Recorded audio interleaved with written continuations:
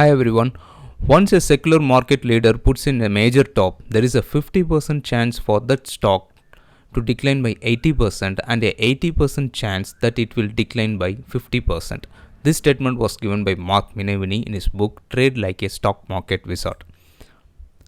But this statement is not just a random assumption but a fact. Every active trader should be aware of this fact that any stock which has run up too much has the possibility to come up around 50 to 80% down. So the number one rule of trading is preserving capital. Everyone knows that. But not only that, it is also imperative and very crucial for a trader to preserve his profits also. The drawdown should be kept at as least as possible, and this minimum drawdown will assure that the trader can make maximum profits and beat the market in a long run.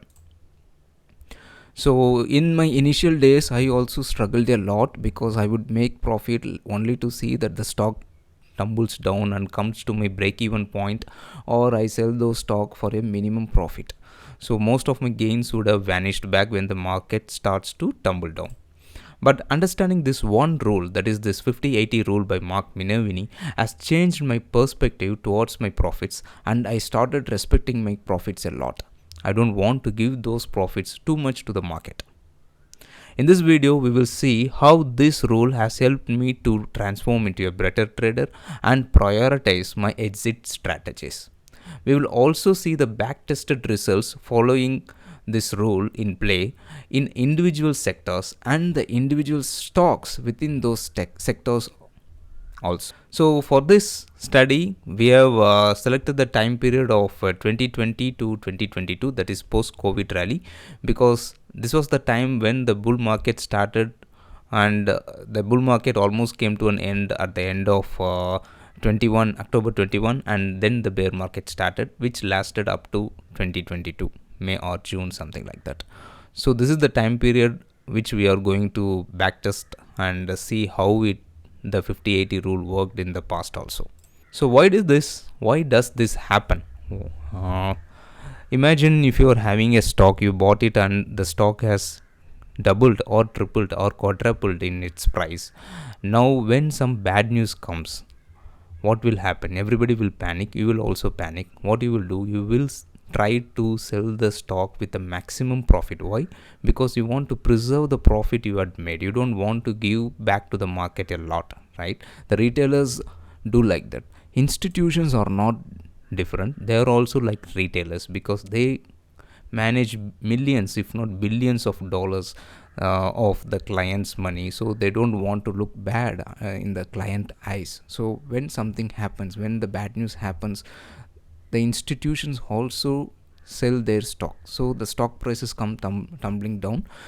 During this period which we are talking now, that is 22, during those period it was Russia-Ukraine war was there, Fed rate hike was there, and talk about recession, unemployment was there. So the bad news kept on coming one by one, and the institutions started to sell. The only difference between institutions and retailers are institutions sell those stocks to maximize the profit or to protect their profits, but the retailers buy the stock at the top and then they start selling when the stock prices keeps on going down. That's the only difference. So how this is important to us? I'm going to explain this with an example. See, this is the chart of Mindtree. This is a weekly chart, and what you are seeing is the 30-week moving average here. That's a Stan Weinstein setup. I had already made 3 videos on Stan Weinstein. If you are interested, you can go to my playlist and watch them. So from the COVID bottom, this is by around March 2020, you can see here, from the COVID bottom, it has run up to an extent of about 638%. It is approximate, it may change. 638% was the run up it has given. Okay, so imagine a trader, if he buys the stock at the bottom, for an hypothetical situation, let us assume that he had bought at the bottom, he would have made a profit of about 497% if he had a proper exit strategy based on a simple higher high or higher low structure break. For example, here see, the stock went up like this and then it came down and then again it started up and then it breaks into the major support line. It transforms into a higher high structure to lower high lower low structure here. If the trader has exited with a proper exit strategy, you would have made a profit of around 497%. Or if the trader doesn't have any exit rule, he keeps on hoping that the stock will again start to run up, what would have happened? The stock fell from around this price range, around 5,000 price range, to around 2600 something. So it is around 47% fall from the top. Okay, so it reduced the profit from 638% to 90%. The buyer would have sold this stock at the exact low point, because it would be impossible for him to take the pain much further. So he would have sold the stock at a much lesser price. Imagine if he had a proper exit plan, he could have sold it either at 497% gain, or even if he exited at the break of 30-week moving average as said by Stan Weinstein, you could have made at least 400 or 370% of gain. But if you had waited for the stock to keep on moving down, he would have sold it at a drawdown of 47% from the top. That is, the 638% move had merely come down around to 90%. So this is how it is very important to have a proper exit strategy even in the strongest of strongest stocks, because it has the ability to tumble down to around 50 to 80% once it makes a major top. So imagine this is the tabular column I had made. The trader 1 invests exactly at the bottom and sells exactly at the top, but this is not possible at all. So for a hypothetical situation, I had given this example. So you would have made 638%. But let us see the trader 2 who had made a realistic and at the same time a fantastic return of 497%. If he has exited on the break of major support line in the weekly chart in Jan 2022, you would have made around 497%. An investment of 100,000 would have converted into 497,000. Imagine trader 3 who had no exit criteria and had exited at the point where the pain is too much in May 2022. You would have made only 290% when compared to the trader 2. He almost loses 210% or less when compared to the trader 2, right?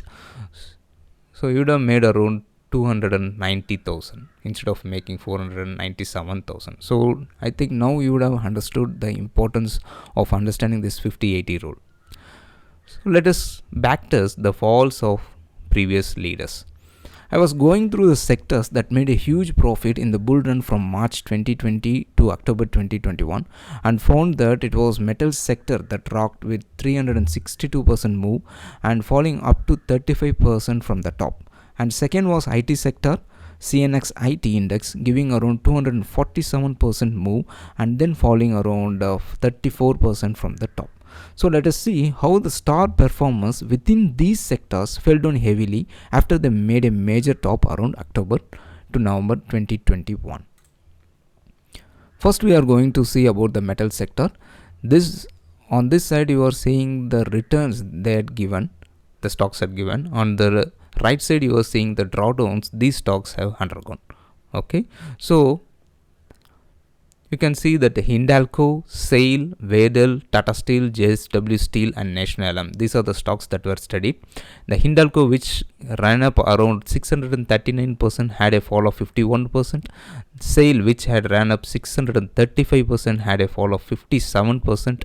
629% rise of Vedal tumbled down to a drawdown of 53%, and so on. So you can pause this chart and visualize how the returns and the drawdowns are, and you can make from this area that the drawdowns are at an average of 45 to 55%, right?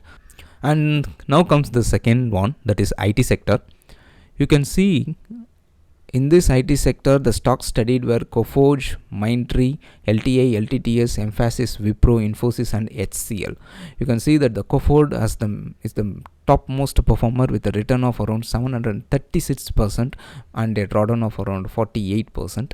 And second comes the Mindtree, which we saw the example. It has run up around 662% on an average, and it has given a drawdown of around 48%. So and so you can see that there is an interesting thing in this which you should note.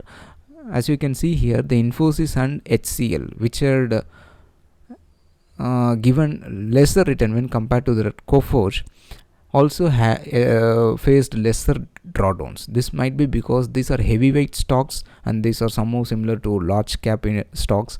So the fall in these stocks would have been much minimal when compared to the other stocks. But you should also note that the returns were also subpar when compared to the stock like a Coforge, which is a mid-cap stock at that point of time, and it has given up 736% return, while this stock, that is Infi and HCL, has given around 260 to 280 something.